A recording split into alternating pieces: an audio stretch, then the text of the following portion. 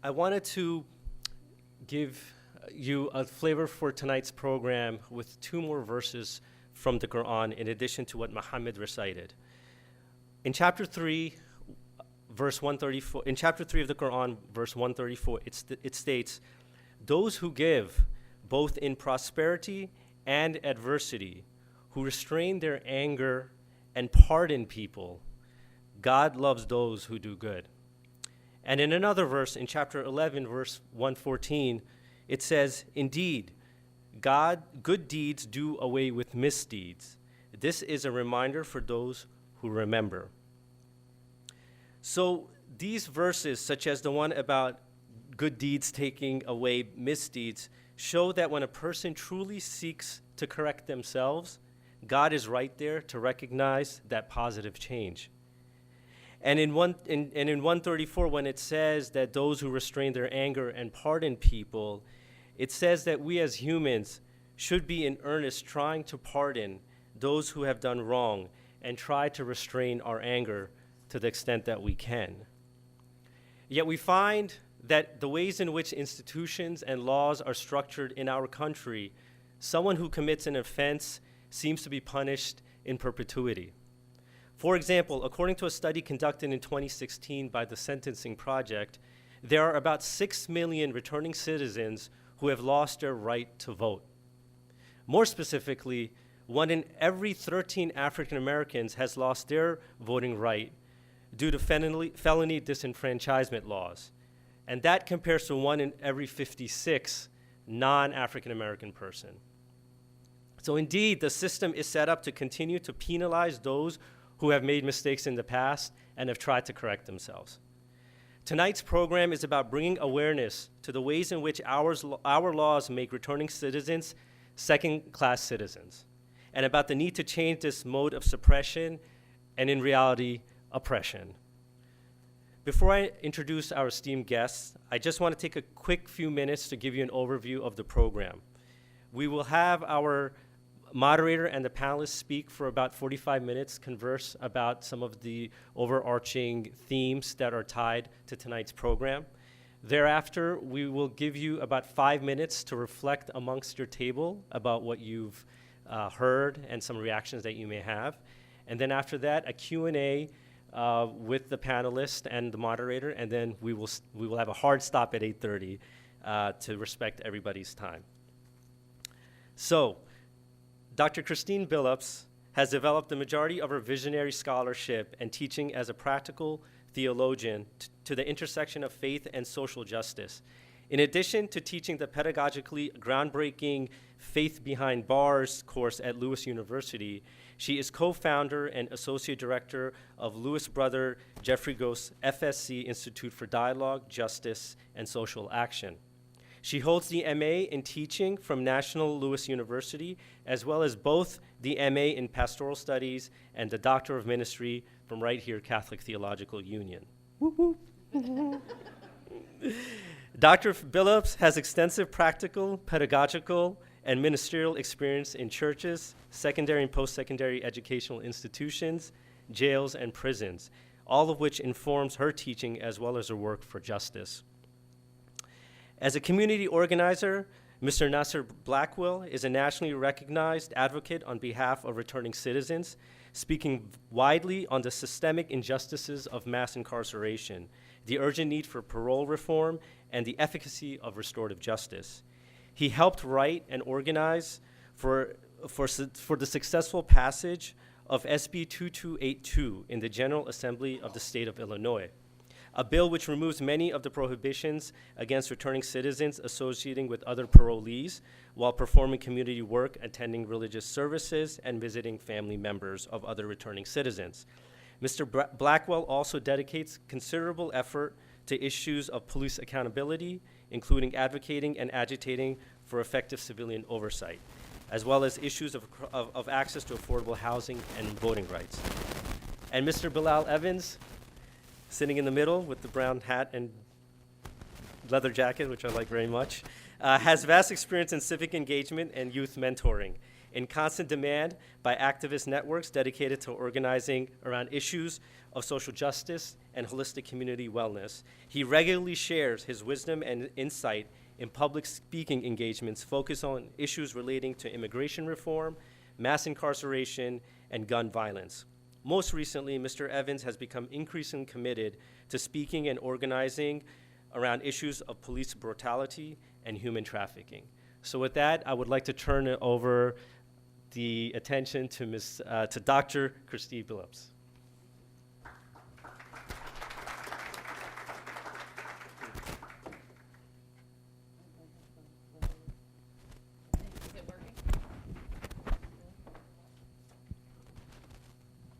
Kind of, sort of. Hello, hello. All right.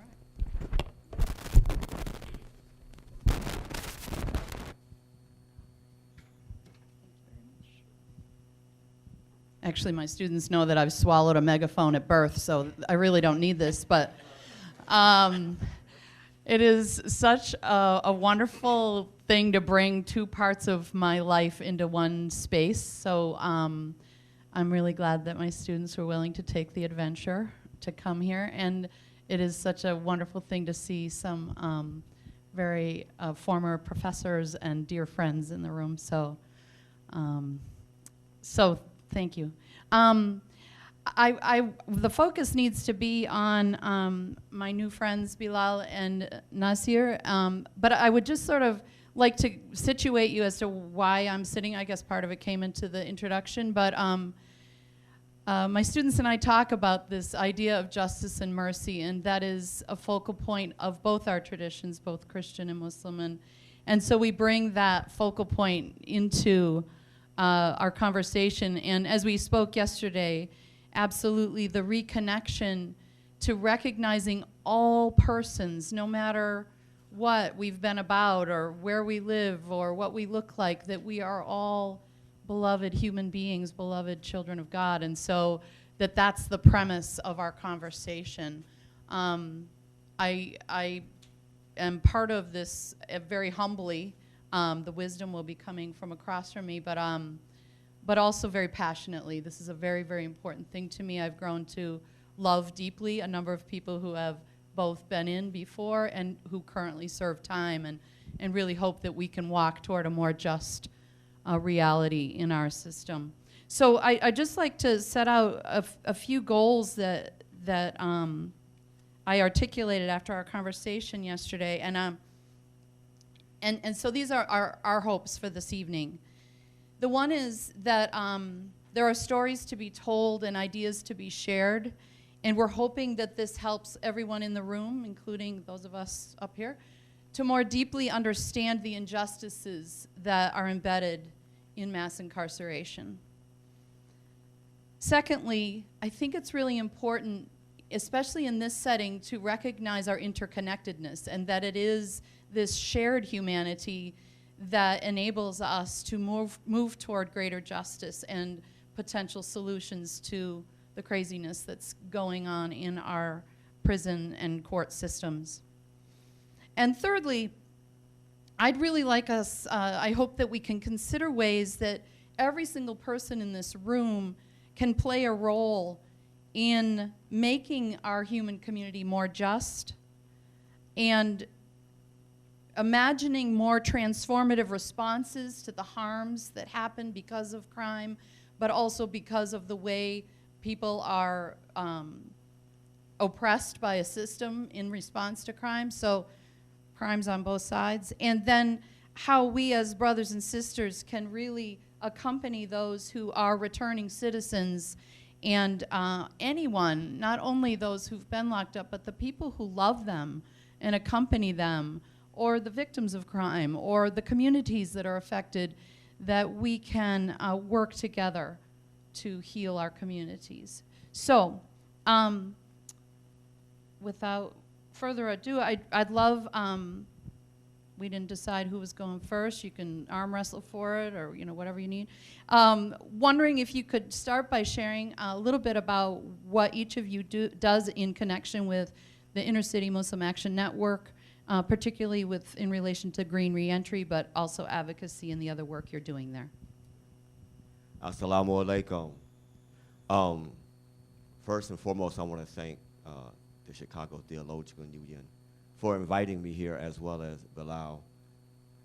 And I know IMAN does a lot of work in conjunction with CTU, but it's just an honor just to come here and share my story with all of you and what led me down this road as an organizer, right? Because I started off, I called myself as an activist. But introductions first. My name is Michael Nasir Blackwell. I'm a community organizer with the Inner City Muslim Action Network. I handle a lot of the criminal justice reform work, policies, and issues that surround our communities. What introduced me in this, because I'm a returning citizen, I found myself in a situation where 3 individuals lost their lives by my hands. And in a form, not arrogance, what brought me to that level as a young man was the military training that I had, because I joined the Army at the age of 17 years old to get out the bad neighborhoods in my community that was gang-ridden, right? So I came home with a sense of independence, right? And then also arrogance. No one can dictate where I can and cannot walk in my community. So at the age of 21, my brother was murdered by a drive-by shooting, 18 years old. And that led me into this spiral of trying to understand where we're going in our lives with justice. We see in our communities growing up, because I grew up with all the brothers and sisters, we see in our communities the hardship. My first notice of injustice, right, or a form of structural racism, because I'm so glad Saeed brought this out, because we're talking about justice, we're talking about mercy. I was in junior high school in a predominantly white area, and the junior high school had everything you can think of. Home ec, shop class, music, a track above the gym, and 2.5 years later, right before I graduated, my family moved to another side of the town where I went to a predominantly African-American school, and that school had nothing but study hall in the same town. Children being treated differently in how they're being educated. That was my first awareness, right, of how is that possible. I mean, it didn't make any sense that one instant I was earning a level of education amongst my peers, right, to prepare me for high school and, God willing, inshallah, college. But then I transferred to this side of town, none of that existed. This was in the 70s,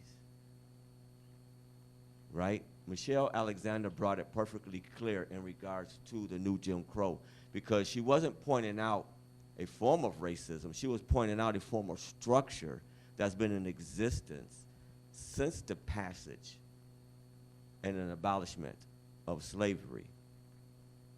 So I'm going on a tangent, but I'm gonna get to the work that IMAN does, but I wanna frame this conversation properly, because I wanna bring it with an anthropological point of view and try to connect the dots with the scholars' conversations, right, around the historical approach of how do we end up where we at today with over 2 million individuals incarcerated and over 6 million individuals under the yoke or custody of law enforcement, right?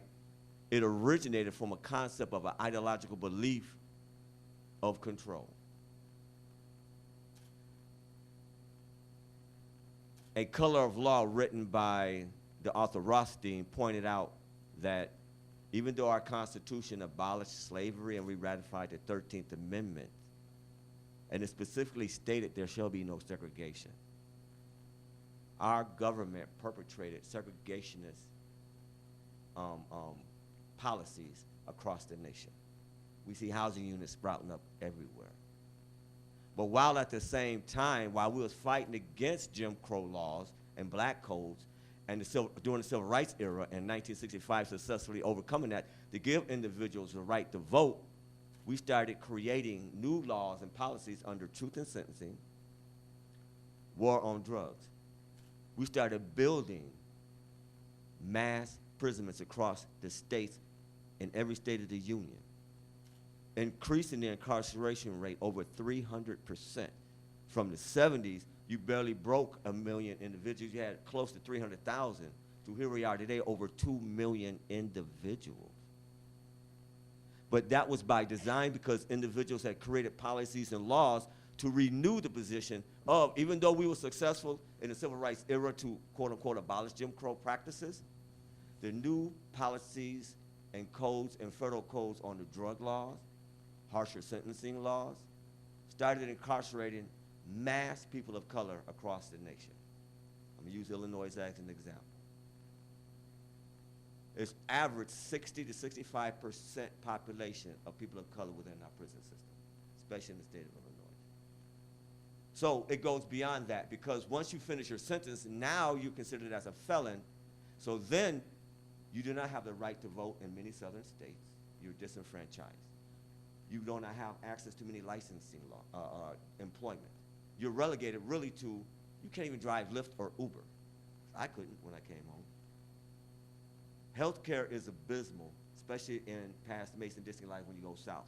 If you still have a felony or you own fines, you don't have access to public assistance like we do in the northern states. This is a form of disenfranchisement bringing us back to the Jim Crow era today. When you can relegate a group or a population of people below a second-class citizenry when they don't have access to housing, health care, employment. And they have that badge of felon because everywhere they go, someone does a background check and they're relegated as an immoral or unethical individual.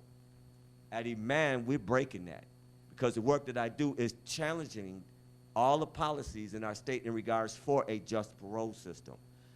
Senate Bill 2282 that Brother Saeed spoke on was a condition of parole before we passed this piece of legislation that they was using to incarcerate individuals 80% greater than those who actually recidivated. We discovered and pointed out that in 2016, out of the 22,000 released, 11,000 returned. Now people look at that almost as a 60% recidivist rate, but what they failed to recognize was 80% of that was just parole technical violations. These individuals did not break any laws. And mind you, because they're on parole or mandatory supervised release, they don't have a hearing go in front of the judge because they're still under the authority of the Department of Corrections. The parole officer will put handcuffs on them and take them directly to the prison. From their residency, directly back to the prison. Leaving their families, their children, their employment behind, directly. This is what we're talking about. And we're talking about just and mercy. How can it be just and mercy when we continue to regulate a population of people as if they don't exist? The scholars have pointed this out in regards to all the facets of life that we need to survive. Housing, adequate food, adequate health care, right? A livelihood, a living wage. We don't have access to none of that. It's very, very difficult. And when you start calculating millions of individuals, then you got a serious problem on your hands. I'm about to go home right now. No, I'm just kidding. My name is Bilal Evans.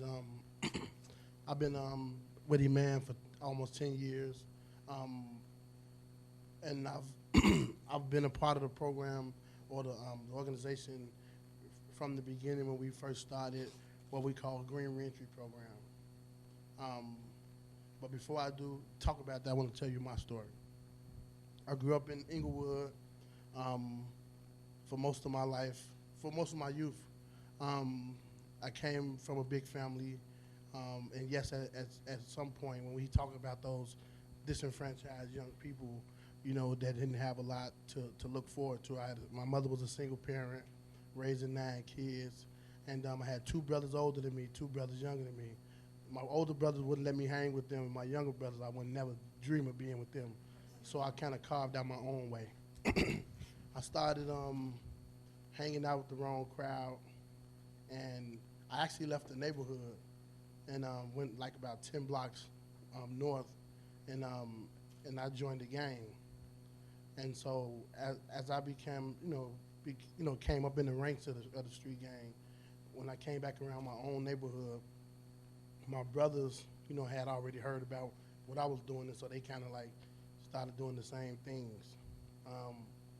I had kind of like made a bad reputation for myself in the community with the police, because even though I weigh about 300 pounds now, when I was like 16, I couldn't be caught. I don't care what. The police can have me almost in handcuffs. They couldn't catch me. They had a officer whose last name, strangely enough, was Evans, and he was like considered the fastest officer in the neighborhood, and he couldn't catch me. So, so I ended up hanging out with the wrong crowd, like I said, and made a few bad decisions. Somebody got killed in my neighborhood. At the time they got killed, I wasn't nowhere on the scene, nowhere in the vicinity of the crime. They ended up arresting two of my little brothers and some friends of mine, and one of my brothers was tricked into making a statement that he was there, and he wasn't there.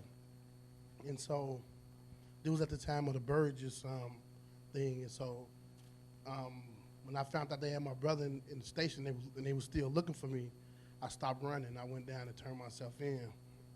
And so when I came into the police station, my little brother was in there handcuffed and he was crying. Now, he was 14 at the time, so he wasn't even supposed to be questioned by police. And they told me to make a decision, you or him. And so I signed a statement against myself just so they could let my brother go. And I ended up going to prison. I was 17 at the time. I came home, I was 33. When the lawyers in my case began to argue in front of the judge, Michael P. Tubin, I think he's the head judge now in Cook County, and they was like, even with the statement that they saying he did this, it doesn't add up. So the judge told him, well, they police officers, why would they lie on him? And so you know what the rest of that was. Clink, clink, I was gone. So needless to say, those police are on the top of the list of the Tribune for like the last 10 years on fixing cases. Detective Boudreaux, Thomas P. Tack, Holleran, and of course Burgess. In that, back then, we didn't have like social advocacy for like prisoners as much as we have now. So didn't nobody want to hear the stories or the pleas of a gang member. So I kind of fought my case for my own self, and and all the way up to the writ of certiorari and then the federal writ of habeas corpus. By this time, President Clinton had issued what's called the Anti-Terrorist Act of 1994. And what the Anti-Terrorist Act says is that even if the judge offered a proper application of the law, the evidence didn't mean nothing as long as he basically cited a similar case law, and basically they limited the federal court's independent interpretive review of the case, and so my conviction was affirmed.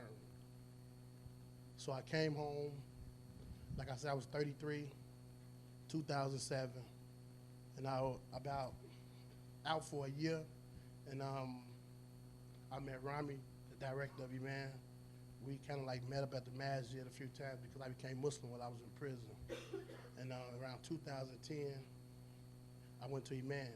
So, and that's history, the story or whatever. So I ended up learning about the green reentry because I was there when it first started, and it was a program to green retrofit housing.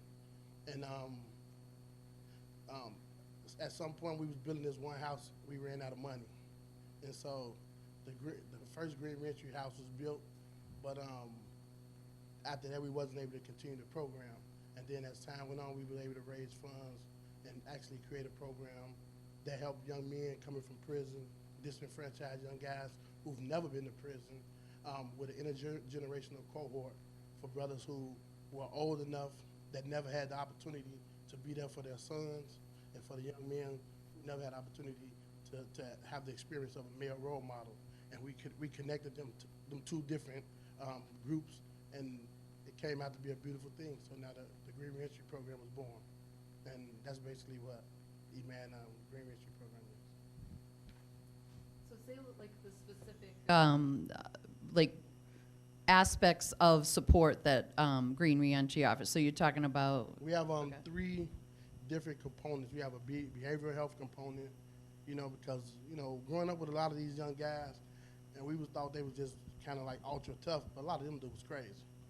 They suffer, I don't mean to say crazy, but I was making light of the situation, but, they had a lot of different behavioral issues that were never diagnosed. And so they done things that were like out of the ordinary. Like you see guys that set cats on fire. That's not normal. You know what I'm saying? That's not normal. And so we have a behavioral health component. We have, of course, the Green Reentry Program where we do construction. We build houses from the ground. And we also use some of those houses serve as places to stay for the young men who are in a violent environment and they need a place to stay as they go through the program. And so we bring them into the housing part. This warms up slowly. There's job training too, yeah? Yeah, and so after the program is over, in terms of after it's like about approximately a year in the program, some people may find out after hitting the hammer for a year that that's not what they want to do. And so then we find other different, we have a job training, a whole process to get them different employment. So some of those practical things, and I want to come back to kind of what people, returning citizens, need, practical plus other things, but I was hoping that, Nasir, that you would say a little bit more about some of the specific advocacy efforts that you're making right now. You mentioned parole, for instance, if you could elaborate on that and then comment on some of the others. One of the things that we just discovered, actually, well, actually 2 things. One, there was a recent report about 4 or 5 months ago regarding health gap report in regards to Streeterville and the Inglewood area. And it was a 30-year health gap, stating that those who live in the Streeterville area live to the average age of 92, but if you lived in Inglewood, your average age was 60 years old. Highest in the nation health gap. Now, when I was speaking on an anthropological point of view in regards to the systemic nature of those who continue to suffer under the yoke of bondage, right? We discovered that people coming home from prison after doing 10, 15, 20, 30 years is dying at a very early age, and their numbers was never really recorded or captured as they come back to these communities. Because people thinking that the large amount of untimely deaths are the community in and of themselves, but when you look at the return of the prison population, 55% of them come to the Cook County area. And many of them are dying within 6 months to a year of their release, right? These are one of the advocacy things that we're speaking on in regards to IMAN's work about health, wellness, and healing. And as well as what Bilal was talking about in regards to the mental health, the lack thereof in our communities, and the access to. Let alone people having afraid to talk to someone, but just to have access to someone to talk to is very difficult because you feel alienated. Well, and I think we said yesterday, don't keep it on, the realities of post-traumatic stress and the effect that has on people both going in and what's gone on to bring them into that place and what happens inside. And so that also, that mental health. Because what I wanted to allude to, like what IMAN been working on, is there was a class action lawsuit as a result of the failure to bring the minimal civilized standard of care, right, to someone incarcerated in the state of Illinois. The federal court sent monitors, terrible findings, issued a consent decree against the Department of Corrections.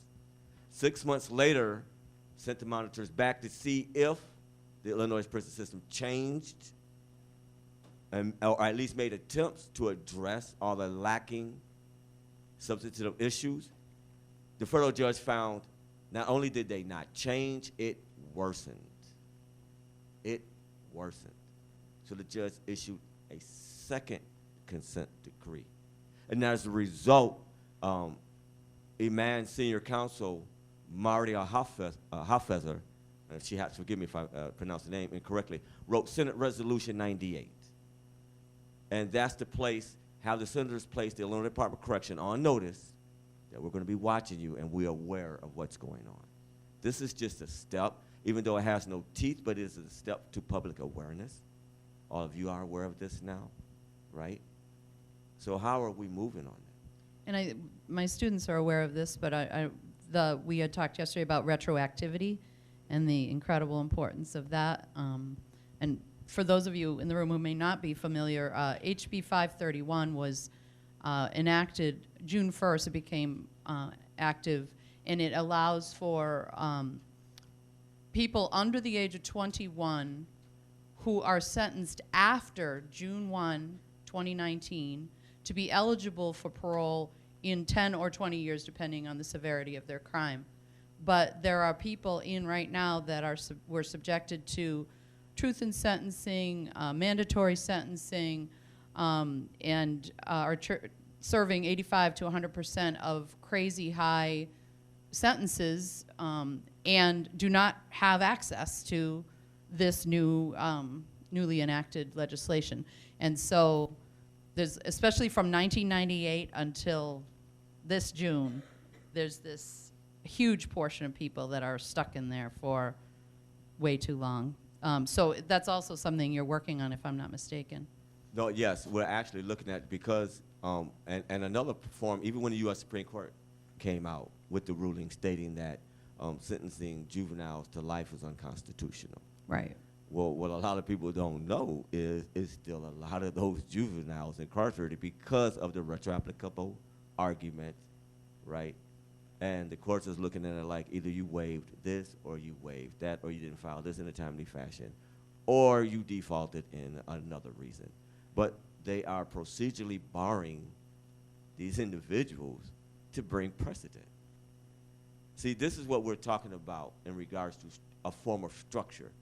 Because I don't want to say racism, but it is a form of racism, because it's just not against African Americans, against all indigenous people and people of color, when you look at the history of it. And just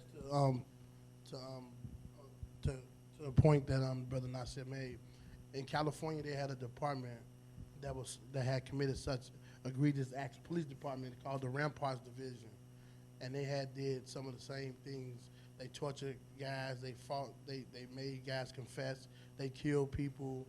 They falsified arrests. They falsified convictions, and their tactics were so egregious that the state of California literally gave a blanket to all those guys who had been convicted, even the ones that were forced to take a plea bargain because they faced the three strikes rule. And so one of the things you talk about, structural racism and mass incarceration, you had a whole department here in Area 3 under Burgess. And all these guys that they know were victims of this horrific police department and the state's attorney's office at that time. And these guys are filing their cases singly, and some of them are being barred, like he said, because of timeliness. But, you know, it wasn't proven at the time when they were convicted that these police officers were crooked. But now it's well known. They've cost the state of Illinois hundreds of millions of dollars in settlements. And so why isn't there an effort to just release all these guys too? It's the same thing. And then you have, like when you talk about the guys in Central Park 5, convicted of a crime that they didn't commit. And to this day, the state never apologized. Apology for what they did. That's horrible. I guess I'm mindful, and I am each week when my students and I hang out and talk about this. It's a very complex and multi-layered thing to unpack. And so I just feel like there's so many ways we could go, but I feel like focusing a little bit on the good that IMAN and actually a lot of other organizations are doing. Our beloved friend Fred Weatherspoon is here from the Precious Blood Ministry of Reconciliation.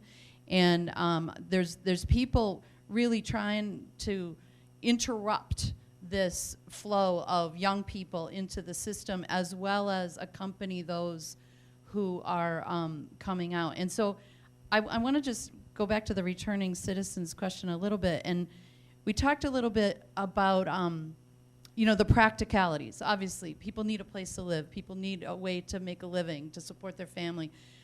What are some of the things that maybe are beyond that practical question? What do people who are returning, and the people in the communities to which they return, what are they also in need of? Like, I'm hoping to dig a little deeper here. Any thoughts on that? Oh, well, when you think about a person that goes into prison, maybe he was a young father at 21 years old and comes home at 60. There's no bonding experience. There's a guy, now I'm at IMAN, I'm over the housing in particular, and I have a connection where the brothers come directly from the prison to the housing. And like the brother Nasir said, we have one brother who came home, and the minute he stepped out of prison into the housing, went to a hospital and found out he had lung cancer. Spent 43 years in prison. One doctor visit, they found out he had lung cancer. And he's going through chemotherapy now in our program. So, but you also have a lot of those guys are in need of reconnections with families. All of the friends that they know after 43 years, you talk about the life expectancy of a person. So everybody that he knows probably dead. He lost his mother, he lost his father, he lost his siblings or whatever. So the people that he knew probably on the block moved away. The neighborhood has been regentrified. Now there's no home for him. There's no place for him. So the program is the only thing that he has. And so we have to kind of like foster a structured family atmosphere for this guy. We take him to different places. We're responsible now for reintroducing him to the world, and giving him some semblance of normalcy where he otherwise wouldn't have none.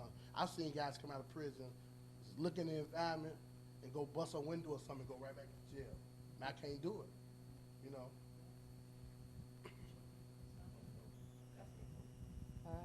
All right. The other question I want to add, and I didn't bring my time. Oh, time. Okay, good. I'm aware that our faith is really important, and if you could break open a little bit about how Islam has been a way that the two of you have kind of reclaimed, like, who you are in a really deep way, and how it's informing the way you're serving the community in this really powerful way at IMAN as well. So, did that question make sense? Okay, now I was a young guy, went to prison, but I turned 18 in prison. And so my family at the time had enough money to at least bail me out of jail when I first caught my case. So this was my first time ever being incarcerated. I'd never been to the county jail. I never had no practice on how to do time. So I went from the courtroom to prison when I was found guilty. And so you talk about a cultural shock. When you walk into the penal system, now I can only speak for Illinois prisons. I can't really speak for the, what I'm saying, as far as the inside, how prisons are run. But in Illinois prison, you in an organization, so the first thing to do, the guys that's in it, you come into prison, it's like you in a project, because they got these different galleries, and there's men standing on these galleries, all type of dudes hollering all type of obscenities, disrespectful stuff. It's like a zoo, and it's crazy. And so when you come through the Sally Port, you see a few people you know, but then when you get inside the prison building, then the different guys get to coming up to you, asking you what you ride, what gang you in, or whatever. So then they identify you with the gang that you're in. Then someone comes down, and back then the organizations was like kind of like really structured. So they was like, okay, you want ours, so we're gonna give you this here. So you like, hold up, man, I done heard stories in the county. Man, I ain't taking shit from you, you know, because you thinking about the rape aspect. You don't know what these dudes talking about. So as time go on, you kind of like learn to like deal with what's going on, but you never really get used to that environment. You never get used to it because there's so much going on at different times. At the time, the prisons was run by the inmates. So a police, you can say, man, I'm ready. I don't want to be over here. They be like, okay, we're gonna go holler at your guys and tell them that you don't want to be over here. And so now your guys thinking that you're a stool pigeon, and then now you gotta walk yourself to SIG and all this kind of crazy stuff. So it's a different cultural, it's like a different world. So it puts you in a different mindset. Now, once you establish yourself as in your particular organization, you realize that it's tension everywhere you go. So you think you're hypersensitive on the street when you're walking down seeing people that look like you, people of color that you know that you may be antagonistic against. But then it's spaces out here, but you can't run inside prison.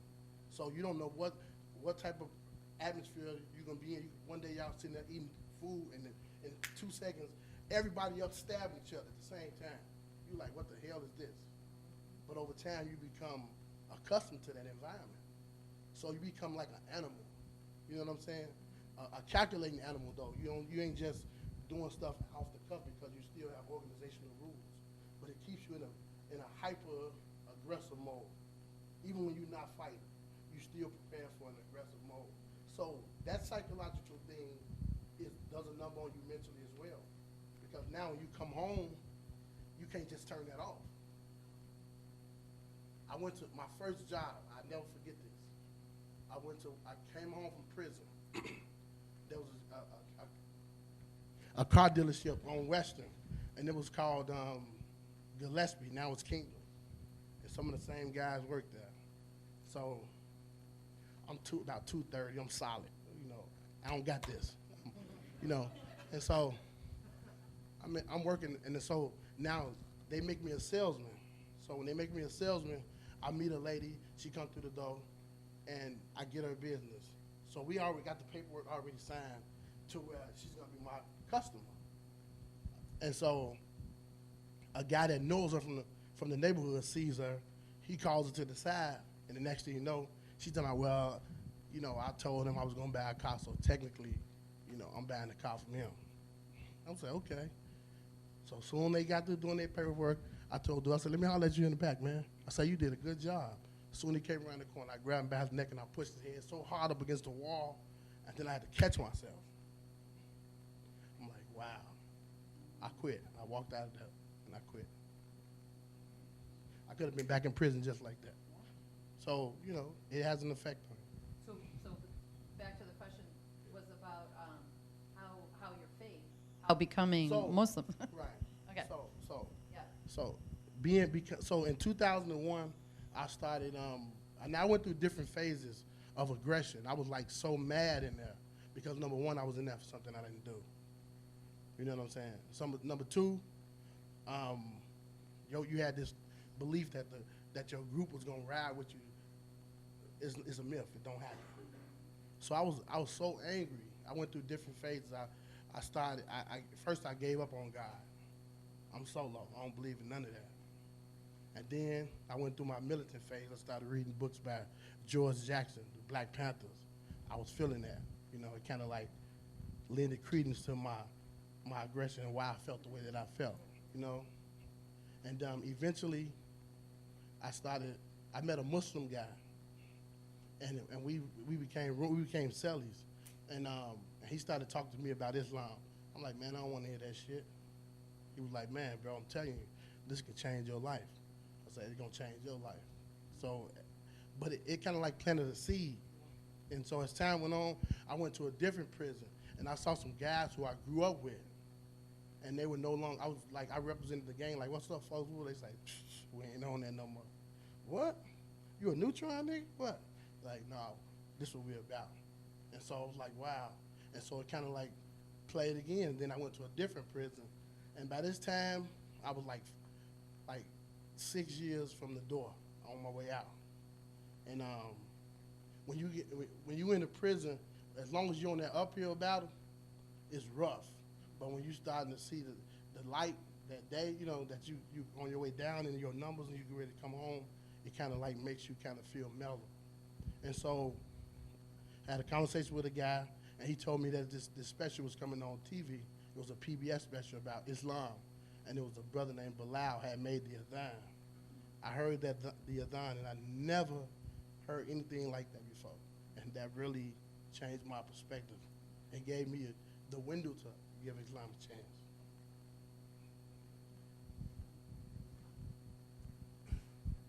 No, I was just on, for me, Islam was a transformational event, because even as a child, I was fortunate enough to grow up in a two-parent home. But as a child, my mother instilled in me a sense of humanity, a God consciousness. And so I always had this spirit about me, but I never understood it until I was incarcerated. And like Bilal, the brothers approached me talking about, bro, why don't you come to our Jumu'ah service? And because I was naive and ignorant at that time, the first thing came out of my mouth, man, I ain't no vice lord. You know, I ain't joining your gang, you know. Because I equated back then Islam as a gang or organization, right? And he was like, no, no, no. Long story short, I started reading the Quran, and that transformed my life because I realized I was a Muslim all my life and didn't even know it because I had these values. I felt this way, even though I was up under this situation where I didn't even see the light of day. I held that belief. So after I began reading the Quran, it just transformed me. And I see how transformative it is upon the lives of people all over the world, right? And that's why I love this particular setting, because it's just not Muslims, it's also Catholics, Christians, right? So it's a lot of people that's carrying on this battle for humanity because it is born innate within us. And so when we see these levels of injustices or we have these types of conversations, I always like to agitate and see what you're going to do about it. I want to say, and in terms of the spiritual internal struggle, and it's just being honest, I grew up in a family that we'd only had to go to church on Easter. That's it. My mother didn't make us go to church every Sunday, so we weren't like religious in that sense. But the idea of Jesus was like huge in my family. And so had someone come to me and told me, listen, I could tell you about this religion, about this prophet named Muhammad, and man, he did this and he did that. Had they pitted Muhammad against Jesus because of how my mind was fixated, I never would have accepted Islam. I literally had to go to Islam. I literally came to Islam through the back door, in a sense that I learned about the Sahabas or the companions of the Prophet first. These guys who had these beautiful characters and not really understanding at that time that they were learning from one of the best people in Rasulullah sallallahu alaihi wasallam. But had there been a situation where someone tried to convince me to be Muslim because of the Prophet Muhammad versus Jesus, Muhammad would have lost. I'm just saying based on how my mind was fixed at that time. I know that. So we're gonna move into a time when you're discussing at your tables, and again, is there a table that is all my yes, all my students? So we need to mix it up a little. We want insights from other folks too, but I think the question that I'm really hoping not only to digest some of what's been offered by our amazing brothers, but also to really ponder what it is that our faith guides us to in response to some of the injustices that have been raised here, regardless of our faith perspective. And to really look at ways that we can build bridges in order to confront the injustices that have been so eloquently expressed here. So, Syed, I don't know if you have specific questions you were hoping they would entertain.